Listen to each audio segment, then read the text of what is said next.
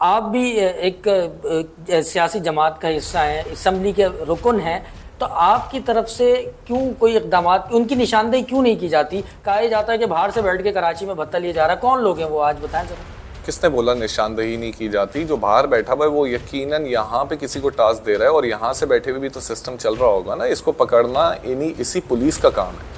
अगर पुलिस ये कह देती है कोई बाहर से बैठे हुए कर रहा है, तो ये एक्सक्यूजेस हैं। ये सिंध गवर्नमेंट की जिम्मेदारी है कि इस ताजिर बिरादरी को, कम्युनिटी को सेफ रखना है, ताकि इस शहर में अब सिर्फ कारोबारी तो बचा है, इंफ्रास्ट्रक्चर तो तबाह हो चुका है, खत्म हो चुका है। अब एक कारोबार बचा है, अब उसको भी हम खत्म कर दें ताकि वो भी दूसरे शहरों को चले जाएं, तो फिर मेरे ख्याल से रोजगार का एक और बड़ा इशू खड़ा हो जाएगा कराची में।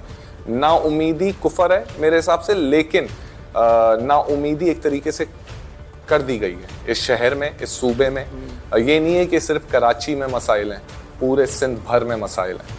अनफॉर्चुनेट ये था कि आबाद के चेयरमैन ने ये तक कह दिया कि हमें पंजाब वाला सिस्टम चाहिए। ये बात जब अब्दुल बासित कहता है तो बुरा लग जाता है यकीनन सिंध गवर्नमेंट को, लेकिन ये तो आप एक ताजर बिरादरी, एक कम्युनिटी कह रही है कि उन्हें पंजाब वाला सिस्टम चाहिए।